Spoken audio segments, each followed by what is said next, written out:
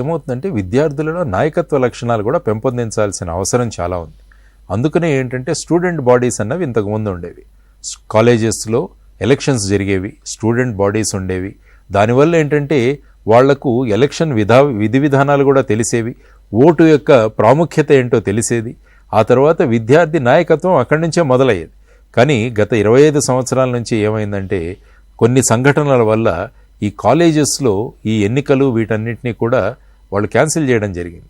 దానివల్ల ఏమవుతుందంటే ఇక వాళ్ళ ఎమోషన్స్ ఏవైతే ఉన్నాయో, అన్యాయాలు ఏవైతే ఉన్నాయో వాటిని వ్యక్తం చేయడానికి వాళ్ళు రోడ్ల మీదకి వచ్చి మీరు అన్నట్టు ధర్నాలు కానీ ఈ విధమైన విషయాలు కానీ చేసే అవకాశం. కాబట్టి మనం గనక వారికి అవకాశాలు కల్పించగలిగితే ఏమవుతుందంటే వాళ్లకు నాయకత్వ లక్షణాలతో పాటు సమాజంలో ఏ విధమైన మార్పులు యువతరం కోరుకుంటోందన్నది కూడా కాలేజీ స్థాయిలోనే గనక వాళ్ళకు ఉంచగలిగితే అక్కడ ఈ బ్యాలెన్స్ అవుతుంది. లేకుంటే ఏమవుతుందంటే మీరు అన్నట్టు ఫర్ ఎగ్జాంపుల్ ఇప్పుడు చూస్తున్నాం ఎగ్జామినేషన్స్ పోస్ట్పోన్ చేయాలని చెప్పేసి మనకు అనేక రోజుల నుంచి ధర్నాలు జరుగుతున్నాయి. సిలబస్ సరిగా లేదు, లేకుంటే టైం సరిగా లేదు, ఇవన్నీ. కానీ ఈ విద్యార్థుల యొక్క అభిప్రాయాలను తెలుసుకోవడానికి ఒక ఫోరం అన్నది లేకుండా పోయింది మనకు.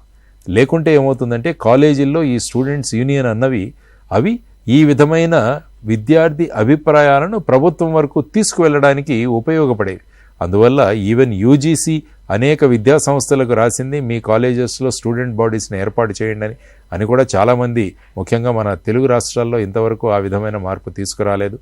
అంటే రాజకీయ పార్టీల యొక్క ప్రమేయం లేకుండా ఈ విద్యార్థి స్టూడెంట్ బాడీస్ అన్నవి కనుక మనం ఏర్పాటు చేయగలిగితే ఏమవుతుందంటే విద్యార్థులకు మీరు అన్నట్టు లీడర్షిప్ క్వాలిటీసు, ఆ తర్వాత వాళ్ళ అభిప్రాయాన్ని వ్యక్తీకరించి ఈ విధమైన పరిస్థితులు రాకుండా మనం ప్రభుత్వాలు కూడా చర్యలు తీసుకునే అవకాశం ఉంటుంది అనమాట. లేకుంటే ఏముందంటే ఇవి చేయాల్సిందే, ఇంకేం చేస్తారు మరి.